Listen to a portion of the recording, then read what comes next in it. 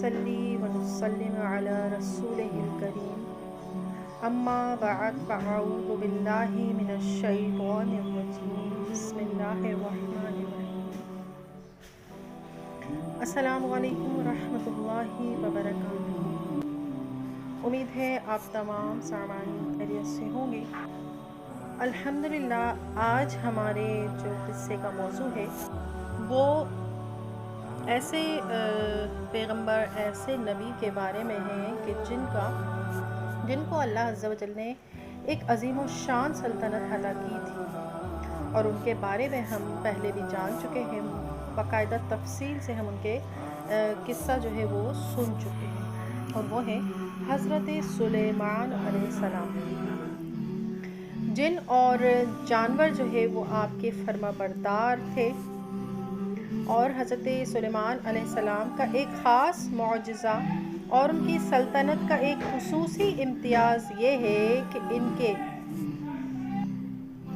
زیر نگیں صرف انسان ہی نہیں تھے بلکہ جن اور حیوانات بھی تابع اور فرما بردار تھے، اور سب آپ کے حاکمانہ اقتدار کے زیر حکم تھے۔ اور یہ سب کچھ اس لیے ہوا کہ حضرت سلیمان علیہ السلام نے ایک مرتبہ دربار خداوندی عز و جل میں یہ دعا کی تھی کہ رب اغفر لی وہب لی ملکا لا ینبغی لأحد من بعدی انک انت الوہاب۔ پارہ نمبر 23 کی سورہ نمبر صاد کی آیت نمبر 35۔ ترجمہ قرآن۔ اے میرے رب، مجھے بخش دے اور مجھے ایسی سلطنت عطا کر کہ میرے بعد کسی کو لائق نہ ہو۔ بے شک تو ہی ہے بڑی دین والا یا بڑی دین والا۔ چنانچہ اللہ تعالیٰ نے آپ کی دعا مقبول فرمائی اور آپ کو ایسی عجیب و غریب حکومت اور بادشاہی عطا فرمائی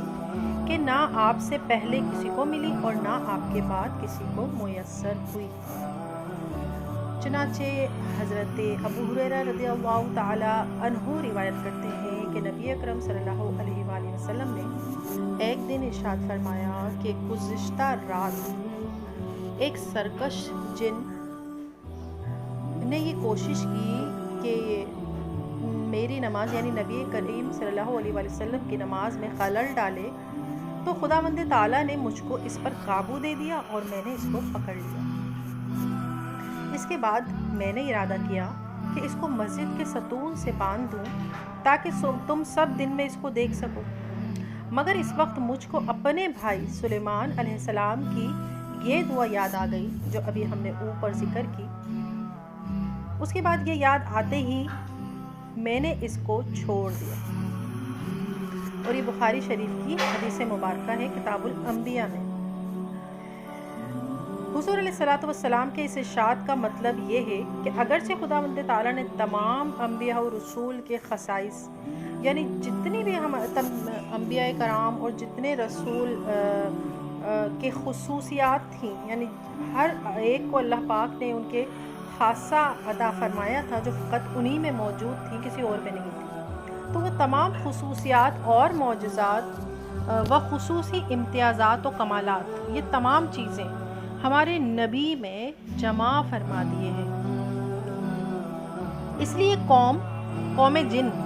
کی تسخیر پر بھی مجھ کو قدرت حاصل ہے، یعنی کہ اللہ عز و جل نے ہمارے نبی پاک کو جو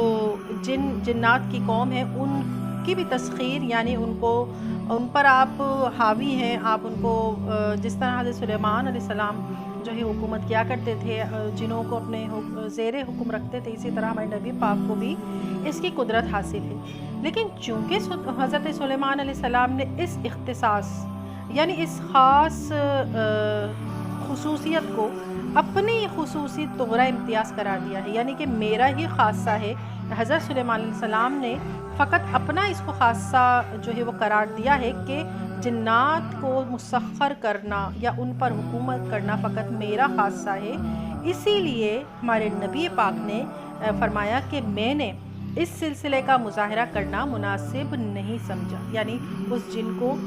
دوسروں کو دکھانا मुनासिब नहीं समझा कि क्योंकि ये हज़रत सुलेमान अलैहिस्सलाम का ख़ासा है, अगर मैं इसको दिखाऊंगा तो ये मेरे लिए भी ये हो जाएगा कि मैं भी जिन्नात को मुसख़र कर सकता हूँ। तो ये आपने ख़याल आते ही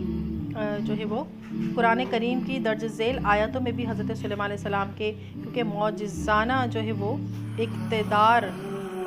हुकूमत का तज़किरा है, जैसा कि सूरह अंबिया में है, सूरह सौद में है, सूरह सबा में है, मुख्तलिफ़ सूरा में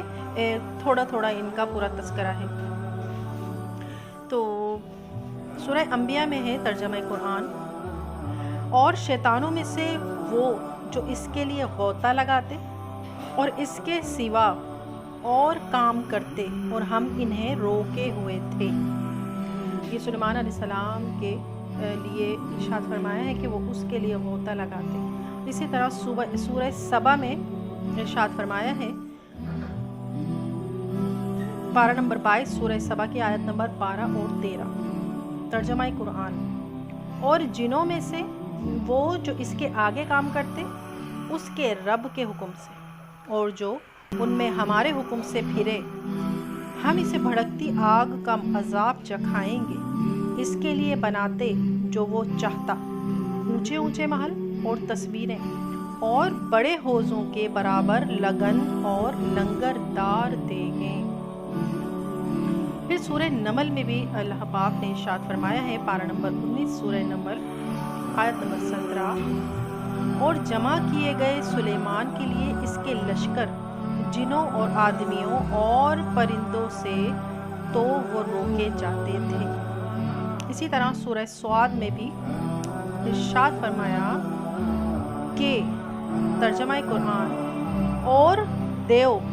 बस में कर दिए हर मेमार और गोता खोर और दूसरे और बेड़ियों में जकड़े हुए,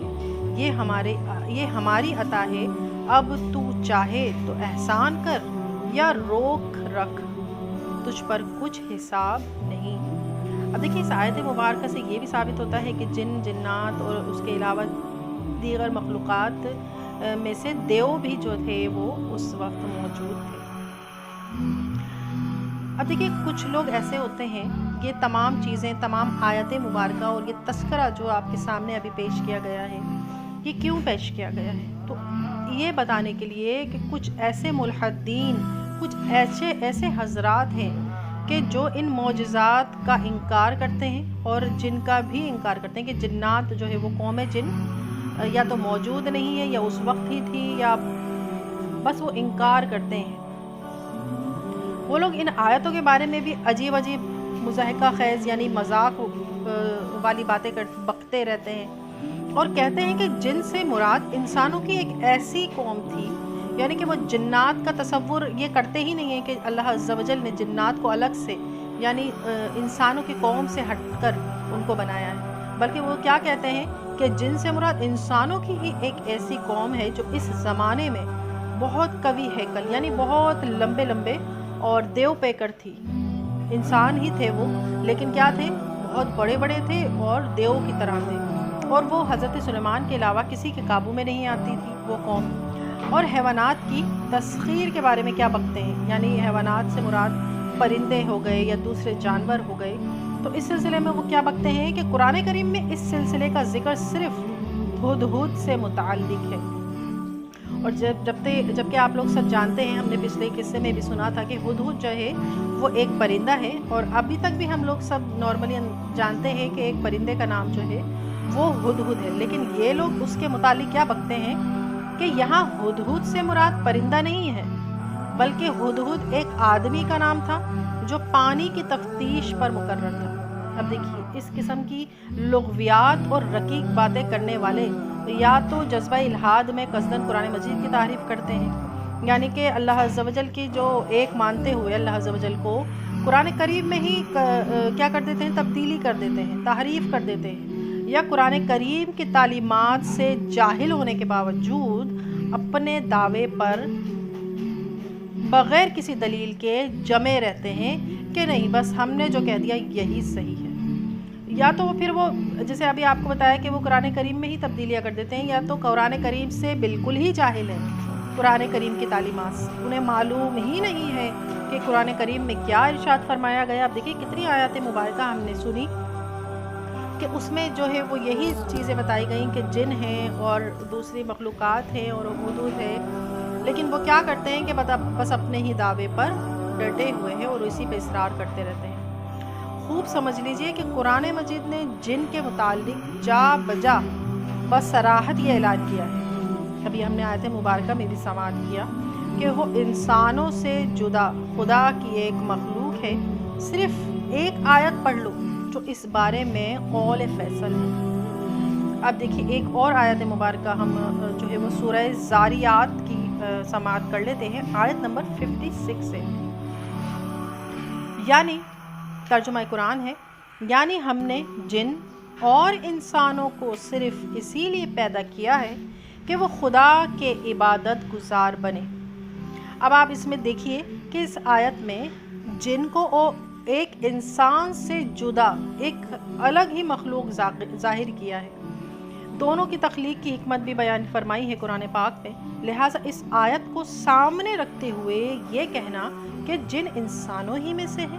ایک قوی ہیکل قوم کا نام ہے،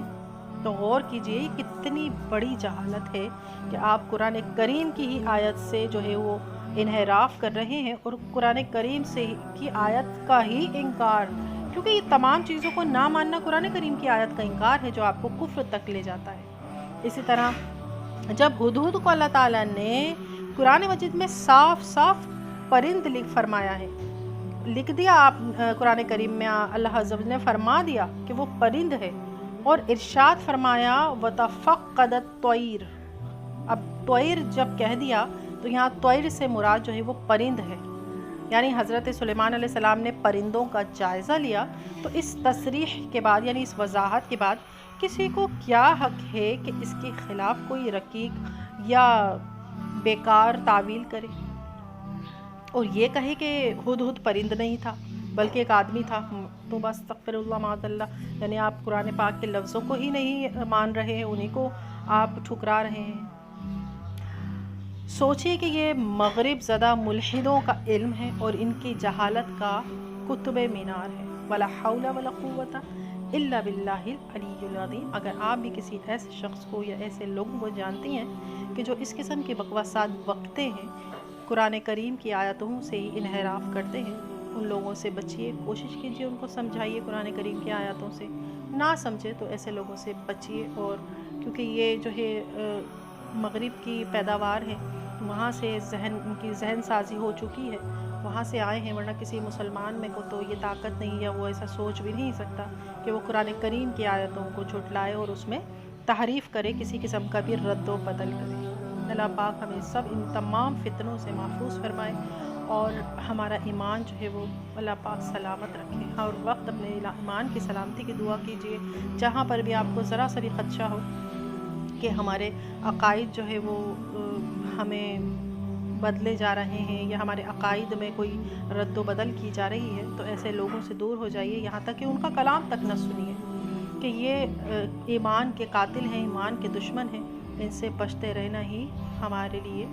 اور ہماری ایمان کی سلامتی و بقا ہے۔ اللہ کریم اپنے امان میں رکھے اور ہمارا ایمان سلامت رکھے،